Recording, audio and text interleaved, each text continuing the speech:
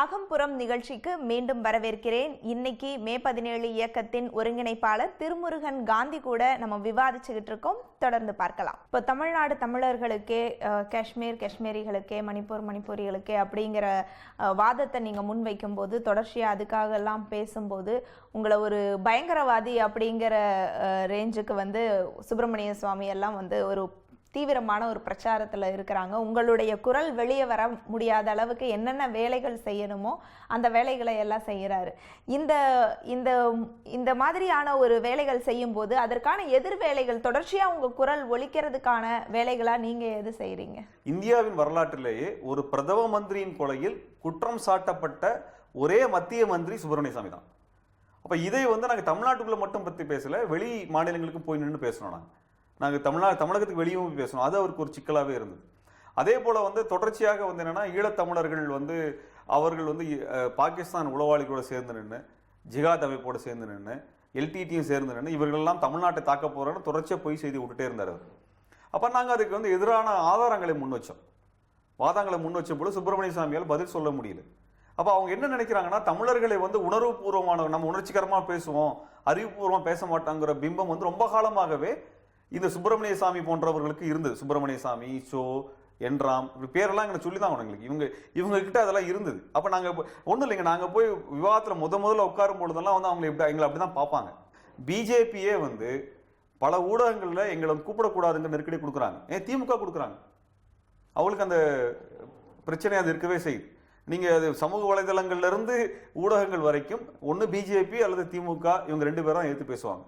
இந்த ரெண்டையும் நம்பி இவங்க இயங்குகின்ற காரணம் ஒரு பொய்யான கருத்துக்களை பரப்பிட்டே இருக்கிறாங்க. வட இந்தியா முழுக்கவே பார்த்தோம்னா தமிழகத்தினுடைய ஒரு குரலா அந்த இருக்கக்கூடிய ஒரே நபரா அவங்க கருதக்கூடியது பார்த்தீங்கன்னா சுப்பிரமணிய சுவாமி தான். அவர் சொல்ற கருத்துக்கள் தான் மேலோங்கி இருக்கும். அவர் சொல்றதை தான் செய்தியாக்குவாங்க. அந்த மாதிரியான பிரச்சனைகள் தான் இருக்கு. இப்பவும் தமிழகத்துல ஏதாவது பிரச்சனைனா உடனே போனோவோ இல்லை ஓபியோ யாரை எடுக்கிறாங்கன்னா அவங்கள தான் எடுக்கிறாங்க. இதை மாற்றுறதுக்கான அல்லது ஒருவேளை நம்ம இப்போ உங்களை மாதிரியான ஒரு சில குரல்கள் அங்கே வட இந்திய ஊடகங்களில் ஒழிச்சிட்டு இருந்துச்சு, இப்போ அதுக்கும் தடையாயிடுச்சு. இப்போ அதுக்கான மாற்று அப்படிங்கிற மாதிரியான ஏற்பாடுகளே இல்லையா? இல்லை அதை நம்மளால செய்ய முடியாதா? இல்லை, ஒன்று என்னன்னா இந்தியாவினுடைய உளவுத்துறை நாங்கள் சொல்லுவோம். உளவுத்துறை சில திட்ட கட்டமைப்புகளை முன்வைக்கிறாங்க. அவர்களுடைய தகவல்கள் வரணுங்கிறதுல சுப்பிரமணிய சாமியை உதவி பண்ணக்கூடிய நபராக இருக்கிறார். ஆனால் சுப்பிரமணிய சாமியை முன்னிலைப்படுத்துகிறாங்க. ரெண்டாவது வட இந்தியாவில் இருக்கக்கூடிய அத்தனை ஊடகங்களினுடைய எடிட்டராக இருக்கக்கூடிய ஆட்கள் உயர்ஜாதியை சேர்ந்தவர்கள். உயர்ஜாதி அரசியல் மட்டும்தான் முன்வைக்கப்படணும்னு நினைக்கிறாங்க. தமிழகம் என்பது நேர் எதிராக இருக்கிறது. இதில் நீங்கள் பிற்படுத்தப்பட்ட தாழ்த்தப்பட்ட மக்களும் கருத்து சொல்லக்கூடிய ஒரு நிலை இருக்குது. அப்போ இது அவங்களுக்கு புதுசு. நீங்கள் வட இந்தியாவில் இருக்கிற எந்த டிபேட் வேணால் எடுத்து பாருங்கள், எந்த விவாதத்தை எடுத்து பாருங்கள், பிற ஜாதியை சார்ந்த நீங்கள் டார்க் ஸ்கின் ஆட்களை நீங்கள் கருப்பு தோல் இருக்கக்கூடிய ஆளையே நீங்கள் பார்க்க முடியாது. எல்லாம் நல்லா பளிச்சுன்னு ஹாலிவுட்டில் இறங்கின மாதிரி ஃப்ரெஷ்ஷாக இருக்கக்கூடிய ஆட்களை தான் கொண்டு இறக்கி விவாதம் பண்ணுவாங்க. அதே ரெண்டாவது என்னென்னா, ஆனால் இன்னொரு விஷயம் நம்ம புரிஞ்சுக்க வேண்டிய விஷயம் என்னென்னா, வட இந்திய ஊடகங்களோட சந்தை என்பது தென்னிந்தியா தான். ரெண்டாவது இந்தியாங்கிற உணர்வெல்லாம் வட இந்தியாவில் கிடையாதுங்க. அவங்களுக்கு அவங்க ஊர் தான் உணர்வே இருக்க ஒழிய அதை தாண்டி இந்தியாங்கிற உணர்வுனா நம்ம ஊர்க்கார பசங்க தூக்கிட்டு சுற்றுறதான் அது. அதான் அதோட பிரச்சனை. ஐநா கூட்டத்தில் இலங்கை பிரச்சனை தொடர்பாக அடுத்து என்ன மாதிரியான முன்னெடுப்புகளை எடுக்கணும் அப்படின்னு நீங்கள் நினைக்கிறீங்க? அதாவது தமிழீழ படுகொலை, இனப்படுகொலை அப்படிங்கிறத முதல்ல ஐநாவோட அறிக்கை மறைச்சது. அப்புறம் அந்த மக்களினுடைய விடுதலை போராட்டத்தினுடைய கோரிக்கைகளை, நோக்கத்தை, தேவையை ஐநாவில் கொண்டு வரப்பட்ட அமெரிக்க தீர்மானம் முற்று முழுதாக மறைச்சது. அதற்கு பிறகு தமிழர்களை பயங்கரவாதிகளாக அமெரிக்க தீர்மானத்துக்குள் உள்ளே கொண்டு வந்தாங்க. அப்புறம் தமிழர்களுக்கு மட்டும் பிரச்சனை இல்லை, அங்கே இருக்கிற அனைத்து மக்களுக்கும் பிரச்சனைன்னு கொண்டு வந்து நிறுத்தினாங்க. அப்புறம் ஒன்றுபட்ட இலங்கைக்குள்ளே பாதுகாக்கணும்னு சொல்லி அவங்க சொன்னாங்க. அப்போ கடைசியில் என்ன பண்ணாங்கன்னா, அங்கே இருக்கக்கூடியவங்கள மத சிறுபான்மையினர்னு சொன்னாங்க. அதற்கு பிறகு சர்வதேச விசாரணை இல்லை, கலப்பு விசாரணை, வெளிநாட்டு நீதிபதிகளும் உள்நாட்டு நீதிபதி சேர்ந்து பண்ணணும்னாங்க. அப்புறம் கடைசியில் இப்போ உள்நாட்டு விசாரணை அளவுக்கு நிற்கிது. இப்போ என்னென்ன, வெளிநாட்டு நீதிபதிகளை நாங்கள், சர்வதேச நீதிபதிகள் வேற, வெளிநாட்டு நீதிபதிகள் வேற. கலப்பு விசாரணை என்பது சர்வதேச நீதிபதிகள் கொண்டது. ஆனால் இலங்கை கேட்டது வெளிநாட்டு நீதிபதிகள். இலங்கைக்கு வெளிநாடுன்னு சொல்லக்கூடிய நட்பு நாடுகளிலிருந்து நீதிபதிகள் வந்துக்கலாம், அதுவும் காமன்வெல்த் நாடுகளுக்குள்ள இருந்து. காமன்வெல்த்தின் தலைமை என்பது இலங்கை பாதுகாக்கக்கூடிய தலைமை தான். காமன்வெல்த்தினுடைய தலைவராக இருக்கக்கூடிய அதனுடைய முக்கியமான தலைமையாக இருக்கக்கூடிய இங்கிலாந்து வந்து இந்த இனப்படுகொல் பங்கு பெற்ற நாடு. இந்தியா இந்த இனப்படுகொல் பங்கு பெற்ற நாடு. இப்படிப்பட்ட ஒரு சூழல்ல நின்றுட்டு நீதிபதிகளை வச்சு பண்றோம்னு சொன்னாங்க. இப்ப அதுவும் அனுமதி கிடையாது. தேசிய இன பிரச்சனைன்னு சொல்லக்கூடிய விடுதலை போராட்டம் நடந்த இடத்துல என்ன பண்ணாங்கன்னா தனியா பிரிச்சு கொடுத்துட்டு அப்புறம் நீ வந்து விசாரணை நடத்துன்னு சொன்னாங்க. இதுதான் உங்களுக்கு வந்து கொசோவோல நடந்தது. இதுதான் உங்களுக்கு தெற்கு சூடான் நடக்கக்கூடிய வழிமுறையா இருக்குது. ஏன்னா அவங்களுக்கு யார் பாதிக்கப்பட்டானோ அவனுக்கு வந்து பாதுகாப்பு கொடுக்கணும். அது யாருன்னா பாதிக்கப்பட்டவன் பாதுகாப்பு, சாட்சிக்கு பாதுகாப்பு. இது ரெண்டையும் பாதுகாப்பு பண்ணிட்டு அவன் அதுக்கப்புறம் தான் விசாரணை ஆரம்பிக்குது. ஆனால் உலகத்திலேயே ஐநாவினுடைய வரலாறில் முதன் முறையாக கொலை செய்தவன் தான் செய்த கொலையை பற்றி விசாரிப்பது என்பது இலங்கையில் நடக்க போகுது. இதில் ஒரு விஷயம் கவனமாக எடுத்துக்கணும். ஏன்னா 2011 ஐநாவினுடைய நிபுணர் குழு அறிக்கை என்ன சொல்லிச்சு? சர்வதேச விசாரணை ஆரம்பின்னு சொல்லிச்சு. மனித உரிமை கமிஷன் என்ன சொல்லிச்சு? சர்வதேச விசாரணை ஆரம்பின்னு சொன்னாங்க. அப்புறம் வந்து ஐநா என்ன தப்பெல்லாம் பண்ணுச்சுன்னு சொல்லி ஐநாவோட அதிகாரி விசாரிச்சார். ஐநாவுக்குள்ளார் அவர் என்ன சொன்னார்னா சர்வதேச விசாரணை ஆரம்பினார். 3 பேரும் சர்வதேச விசாரணைன்னு சொல்லிட்டாங்க. அதுக்கு பிறகு பான் கி மூன் சர்வதேச விசாரணை ஆரம்பிக்கல. அப்ப சர்வதேச விசாரணைக்கான நெருக்கடி வந்த உடனே அமெரிக்கா என்ன பண்ணுது, இந்தியா என்ன பண்ணுது, இந்தியா, அமெரிக்கா, இங்கிலாந்து 3 பேரும் சேர்ந்து என்ன கொண்டு வர்றாங்கன்னா இலங்கையே விசாரிக்கணும் அப்படிங்கிற விஷயத்தை கொண்டு வர்றாங்க. இல்ல இப்போ இந்த நாடுகளை தவிர்த்து இப்போ பான் கி மூனுக்கே நெருக்கடி கொடுக்க முடியற சக்தி எதுவா இருக்குது? இல்லைங்க, பான் கி மூனுக்கு நெருக்கடி இல்லை. பான் கி மூன் இது ஒரு அங்கமாக இருக்கிறார். தனியாக அவருக்கு பான் கி மூன் நெருக்கடியெல்லாம் கொடுக்க வேண்டியது. பான் கி மூன் இவர்களுடைய அங்கமாக இருக்கக்கூடிய நபராக இருக்கிறார். இவரோட நலனை பாதுகாக்கக்கூடிய நபராக இருக்கக்கூடியவர் தான் பான் கி மூனா இருக்கிறார். அப்ப நாங்க அதான் சொல்றோம். என்னன்னா இப்ப எல்லாம் சர்வதேச விசாரணை வேணும்னு சொன்ன பொழுது இலங்கை என்ன பண்ணுச்சு? ராஜபக்சே ஒரு விசாரணை கமிஷன் வச்சாரா? LLRCன்னு ஒன்று வச்சாரு. LLRCயில் வச்சுட்டு அவரே ஒரு பரிந்துரையை வந்து அந்த கமிஷன் கொடுத்துச்சு. அமெரிக்கா என்ன சொல்லுச்சு? அந்த கமிஷனுடைய பரிந்துரை நடைமுறைப்படுத்தும் தான் அமெரிக்க தீர்மானம். இந்த அமெரிக்க தீர்மானத்தின் மூலமா தான் சர்வதேச விசாரணை வரும். இதுதான் சர்வதேச விசாரணை, இதன் மூலமா தான் இனப்படுகொலைக்கு தீர்வு வரும், விசாரணை வரும்னு சொல்லி ஒரு தரப்பு முழுவதும் மக்களை ஏமாத்தினாங்க. இதான் பிரச்சனை. நீங்க வந்து 2011க்கு பிறகு ஒட்டுமொத்த ஈழ ஆதரவு தளமும் அமெரிக்க தீர்மானத்தை ஆதரிச்சு ஒரு பக்கம் போயிட்டாங்க.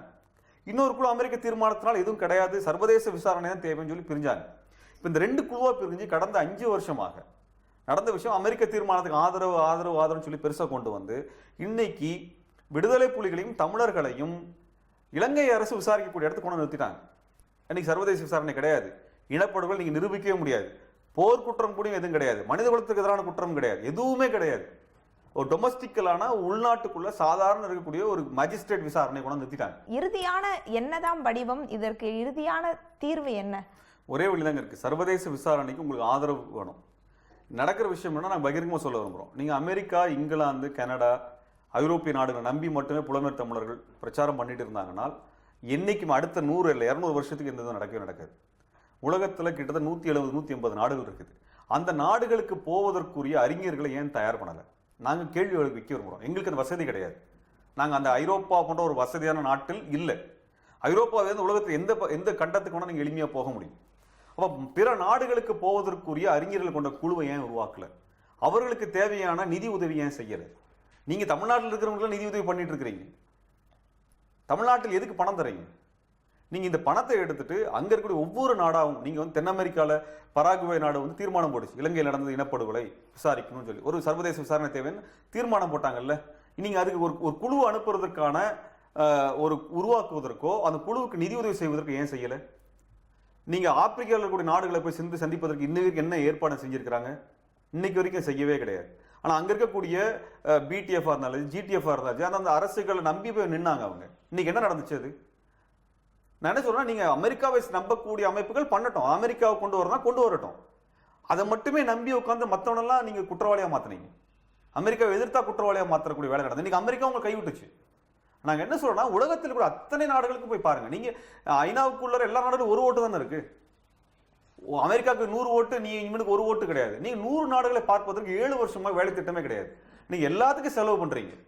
இந்தியா தமிழ்நாட்டில் இருக்கக்கூடிய கட்சிகளெல்லாம் நம்பிட்டு உட்காந்துட்டு இருக்கிறீங்க. இந்த செலவுல நீங்க 10% அல்ல 2% செலவு பண்ணியிருந்தீங்கன்னா இன்னைக்கு குறைஞ்சபட்சம் 50 நாடுகளை ஈழத்திற்கு ஆதரவு கொண்டு நிறுத்திருக்க முடியும். 7 வருஷம் உட்காந்து வீணடிச்சிருக்கோம் நம்ம. இதற்கான அறிஞர்களையோ அதுக்குரிய ஒரு இந்த தன்மையை இன்னைக்கு வரைக்கும் ஒன்னே சொல்றாங்க, நம்மளுக்கு நடந்தது இனப்படுகொலைன்னு சொல்லி நம்ம வாயில தான் பேசிட்டு இருக்கோம். இன்னைக்கு வரைக்கும் சர்வதேச விதிமுறைப்படியான ஒரு ஆவணப்படுத்தல் நம்ம நடத்திருக்கோமா? நீங்க இன்னைக்கு வரைக்குமே வந்து நான் 10 நாடுகளை பார்த்து ஐநால போகும்போது பேசுறோங்க, இது வரைக்கும் அந்த வெளிநாட்டு அமைச்சர்களை சந்திச்சிருக்கிறோம். அவங்க என்ன கேட்கறாங்கன்னா, உங்களுக்கு நடந்த இனப்படுகொலை, உங்களுக்கு நடந்த விஷயங்களை பற்றின ஆவணங்களை கொடுங்கன்னு கேட்குறாங்க. இது வரைக்கும் எங்களுக்கு அந்த மாதிரி ஆவணங்களை உருவாக்குறது வழி இல்லை. நாங்கள் சொல்ல நாங்கள் உருவாக்குறோம், ஆனால் அதை நீங்கள் அச்சிடுவதற்கோ அது பிரச்சாரம் செய்வதற்குரிய நிதி இல்லை. நீங்கள் அது எங்களுக்கு நிதி தாங்க நாங்கள் கேட்கவே இல்லை. நீங்கள் ஏன் ஒரு கமிட்டி உருவாக்கல? அவங்க வந்து உட்காந்துட்டு நீ அமெரிக்கா எதிர்த்து பேசினா அவங்க கூட பேச மாட்டேன், நீ இந்தியாவை எதிர்த்து பேசினா அவங்க கூட பேச மாட்டேன், இல்லை நீ சீனாவுக்கு சார்பாக இருக்குங்கிற வெறுமன கிசுகிசுக்கள் மட்டுமே அரசியல் விவாதிக்கப்படுறது வந்து திட்டமிட்டு இலங்கையில் நடத்தப்படுது. இதை நம்பி போய் உட்காந்துடுறாங்க. நீ உலகத்தில் கூடிய மீது 150 நாடுகளை சென்று சந்திப்பதற்குரிய ஒரு குழுவை உடனடியாக உருவாக்க வேண்டும். அந்த குழுவிற்கு தேவையான ஆவணமாக படுத்தக்கூடிய புத்தகங்கள் உருவாக்குவதற்கான ஆய்வறிஞர்கள், முதல்ல அறிஞர்கள்ட்ட போய் நீங்கள் பணத்தை கொடுத்து, ஐயா நீ உட்காந்து இதை ஆவணப்படுத்தி கொடுங்க, லீகல் எக்ஸ்பர்ட், லா எக்ஸ்பர்ட்டை பேசணும், சட்ட வல்லுநர்கிட்ட பேச வேண்டியது இருக்கு, அதை புத்தகமாக அச்சடிக்க வேண்டியது இருக்கு. உங்ககிட்ட இருக்கிற அத்தனை சாட்சியங்களையும், நீ உங்களுக்கு பல சொந்தக்காரர்கள் அதில் இருப்பாங்க, அவர் அத்தனை வாக்குமூலத்தை எங்களுக்கு கொடுங்க. நீங்கள் எல்லாத்து வீட்லையும் மொபைல் இருக்குது, அந்த மொபைலில் நீங்கள் எதோ செல்ஃபி எடுக்கிறீங்க, மற்றது எடுக்கிறீங்க, அவங்க கிட்ட என்ன நடந்ததுன்னு ஒரு வீடியோ விடுங்க, அது எங்களுக்கு கொடுங்க, நாங்கள் ஆவணப்படுத்துகிறோம், சாட்சியமாக மாற்றுறோம். இது மிகப்பெரிய ஆவணம். கிட்டத்தட்ட 5000 பேர் 10,000 பேர் நீங்கள் வந்து சாட்சியங்கள் அன்றைக்கி இருக்கிறாங்க. அத்தனை சாட்சியங்களை கொண்டு வந்து நிறுத்துவோம். இத்தனையுமே வந்து ஒரு நல்ல ஆவணப்படமாக மாற்றுவோம், புத்தகங்களாக மாற்றுவோம். இதை கொண்டு போய் உலகத்திற்கு அத்தனை நாடுகள் பார்ப்பதற்குரிய 10 குழுக்களை உருவாக்கும், 5 குழுக்களை உருவாக்கும்.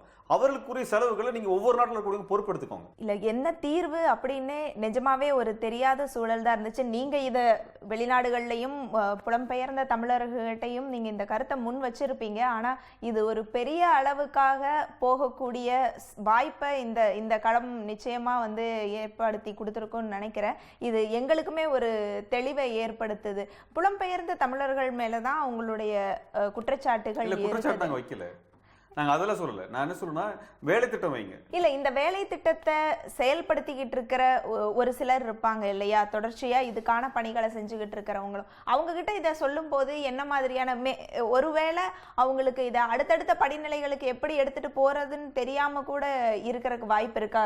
நீங்க இந்த மாதிரியான தெளிவா எப்பயாவது நீங்க வந்து சொல்லி இருக்கிறீங்களா அவங்க கிட்ட? நாங்க வந்து 2012 லண்டன் முதல்ல போன நாள்ல இருந்து இன்னைக்கு வரைக்கும் நாங்க இது எல்லா இடத்துலயும் பேசியிருக்கோம். அவங்க அதை உள்வாங்க மறுக்கிறாங்க. அவங்களுக்கு தெரியாததோ புரியாத விஷயங்களோ அல்ல. இது ஏதோ காரணத்தினால அவங்க வந்து தள்ளி போடுறாங்க, அல்லது இதில் இயங்கக்கூடிய நபர்கள் வந்து ஒதுங்கி நிற்கிறாங்க. இதான் ஒரு சிக்கலாகவே இருக்கு. இப்போ அடுத்த கட்ட இளைஞர் கூட்டம் அப்படிங்கிறது ஒரு செட் ஆஃப் மக்கள் வந்துட்டாங்க, ஈழத்தமிழர்களுமே ஆகட்டும் புலம்பெயர்ந்தவர்கள்.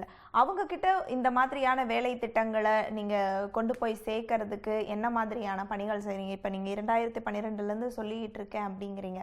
அடுத்த இளைஞர்கள் வந்துட்டாங்க, அவங்க நிறைய கலையில ஆர்வம் உள்ளவங்க நிறைய பேர் இப்போ இருக்கிறாங்க. சிறு சிறு ஆவணப்படங்கள் எடுக்கிறது, இந்த மாதிரியான வேலைகள் கூட சொல்றாங்க. நீங்க இதை ரொம்ப வேலிட் பாயிண்டா கூட சொன்னீங்க. அப்ப அவங்க கிட்ட இதற்கான வேலைகளை எடுக்கிறதுக்கு இல்ல அவங்களுக்கு இந்த மாதிரியான பணிகளை ஒருங்கிணைக்கிறதுக்கான செயல் திட்டங்களை நீங்க கொடுக்கலாம் இல்லையா? இப்போ நீங்க புலம்பெயர்ந்து இருக்கக்கூடிய இளைஞர்கள்ட்ட எங்களுக்கு தொடர்பு கிடையாது நேரடியாக. நான் தமிழ்நாட்டில் இருக்கக்கூடிய இளைஞர்கள்ட்ட நாங்கள் பேசுகிறோம், வேலை செய்கிறோம்.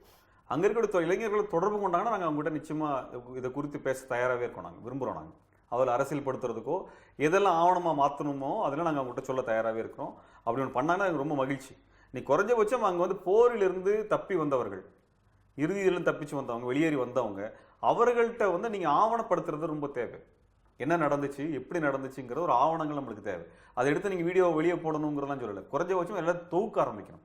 எல்லா இடத்துலையும் கட்டமைப்புகள் இருக்குது, இது ஒரு வேலையாக ஏன் பார்க்க மாட்டேங்கிறாங்கிறதான் கேட்குறோம் நாங்கள். ஆனால் கடைசியில் அதுக்கப்புறம் என்ன பண்ணுறாங்கன்னா அதுக்கப்புறம் எங்கிட்ட பேச நிறுத்திடுவாங்க. இது போய் சொன்னோம்னா நாங்கள் ஜெனீவா போனாலும் சரி, வேறு நாடுகளுக்கு போனால் சரி, முதல்ல ஒரு தடவை அந்த ஒருங்கிணைப்பாளர் அங்கே இருக்கக்கூடிய பகுதியில் இருக்கக்கூடிய செயல்பாட்டாளர் எங்கிட்ட பேசுவார். அடுத்த பொறுப்பை ஏன் பேசுகிறான்னு எங்களுக்கு தெரியாது. இது போன்ற ஒரு குழப்பமான ஒரு சூழ்நிலை தான் அவங்களே வளர்த்துட்டு இருக்கிறாங்க. இப்போ காணாமல் போகடிக்கப்பட்ட ஒரு பட்டியலில் வந்து பிரபாகரனையும் இணைச்சிருக்கிறாங்க. இதற்கு பின்னாடி இருக்கக்கூடிய அரசியல் என்னவா இருக்கும்னு நினைக்கிறீங்க? இல்லை, சிவாஜிலிங்கம் ஐயா முன் வச்சிருக்காருன்னு நினைக்கிறாரு. அவர் சில கேள்விகள் எழுப்பியிருந்தார். அதனால இலங்கை அரசு வந்து தலைவரை பற்றி சொல்வது உண்மை அப்படின்னால் தலைவருடைய அம்மா உடைய அஸ்தி, அதாவது இறுதி அந்த சாம்பல் என்கிட்ட தான் இருக்குது, ஏன் டிஎன்ஏ டெஸ்ட்டுக்கு நீங்கள் போகலை அப்படின்னு சொல்லக்கூடிய ஒன்று கேள்வி முன் வச்சிருந்தாரு. அந்த கேள்வி அடிப்படையில் அவர் அப்படி ஒரு பதிவு செஞ்சுருக்கலாம். அதை அப்படி தான் நான் பார்க்குறேன். மற்றபடி வந்து இலங்கை அரசு செய்யக்கூடிய எந்த நடவடிக்கையும் வந்து ஒரு நேர்மையான நடவடிக்கையெல்லாம் காணாமல் போனவரை பற்றி எதுவும் பண்ண போகிறது கிடையாது. இது வரைக்கும் பல கமிஷனை உருவாக்கிட்டே இருக்கிறாங்க அவங்க. இது வந்து எதுக்கு போய் நிற்கிது அப்படின்னா, நம்ம அதில் முக்கியமாக பார்க்க வேண்டியது 2017 மார்ச் மாதத்தோடு இந்த சர்வதேச அளவிலே ஐநாவிலே சொல்லப்போனால் ஐநா மன்றத்திலிருந்து ஈழப் பிரச்சனை வெளியில் நீக்கப்பட போகிறது. ரெண்டாவது முக்கியமான விஷயம் என்னென்னால், இலங்கை அரசை முழுவதுமாக நியாயப்படுத்தக்கூடிய ஒரு அரசாக மாற்றுவத வேலை தான் நடந்துட்டு இருக்கு. அப்போ நீங்கள் 1.5 லட்சம் பேர் பழி கொடுத்து நீங்கள் விவாதத்துக்குள்ளே கொண்டு போய் நிறுத்திருக்கிறீங்க. ஆனால் அதுக்கான நேர்மையான எந்த வேலையுமே செய்யலை. நம்ம நீங்கள் மற்ற நாடுகளை போய் பார்த்து பேசணும்ல, அதை பேசுறதுக்குரிய எந்த வேலையுமே செய்யலை. நீங்கள் இங்கிலாந்து காப்பாற்றி, கனடா காப்பாற்று, அமெரிக்கா காப்பாற்றுன்னு சொல்லி எல்லாத்தையும் அழிச்சிட்டாங்க. சரிங்களா? இப்போ மீதி இருக்கிற 150 நாடுகளில் போய் இன்னும் சொல்லி அவன்லாம் மறுபடியும் தீர்மானம் கொண்டு வந்து பண்ணுறதுக்கு சாத்தியமே கிடையாது. அடுத்தவருடைய 8 மாத காலம் என்பது தமிழர்களுடைய வாழ்வில் வரலாற்றில் மிக மிக முக்கியமான காலகட்டம். இந்த 8 மாத காலகட்டத்திற்குள்ளாக நீங்கள் எத்தனை நாடுகளை நேராக சென்று சந்தித்து பேசி மாற்றுறீங்களோ அவ்வளவு தூரம் இந்த பிரச்சனை சர்வதேச மட்டத்துக்கு கொண்டு போகிறதுக்கு வாய்ப்பு இருக்குது. அரசுகளை நம்பி இனிமேல் எது சாத்தியமே கிடையாது. அங்கே இருக்கக்கூடிய இயக்கங்கள், தனிநபர்கள், சிந்தனையாளர்கள், சுற்றுப்புறச்சூழல் அறிஞர்கள், இந்த மாதிரியான மனித உரிமையாளர்கள், இல்லை பிற கட்சிகளை சேர்ந்தவங்க, தொழிற்சங்கவாதிகள், இவங்களெல்லாம் போய் சந்தித்து இவங்கள ஆதரவை கொண்டு வந்து தான் பண்ணணும். இதை வந்து நாங்கள் புதுசாக சொல்லலை. இலங்கை அரசுக்கு நன்றாக தெரியும், இந்த பிரச்சனையை தள்ளி போட்டே போனோம்னா நாம் வந்து இதை கைவிட்டுருவோன்னு அவங்களுக்கு நல்லா தெரியும். இன்றைக்கி அதான் நடந்துட்டு இருக்கு. நாம் சோறு விடக்கூடிய வேலையும் நமக்குள்ள நம்ம அடிச்சுக்கிற வேலையும் நடந்துகிட்டே இருக்குது.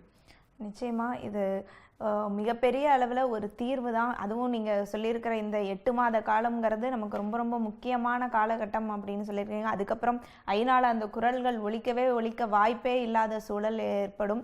இது மிகப்பெரிய வாய்ப்பு, இதை பயன்படுத்திக்கணும் அப்படின்னு சொல்கிறீங்க. உங்களுடைய நேரத்தை எங்களுக்காக செலவிட்டமைக்கு மிக்க நன்றி.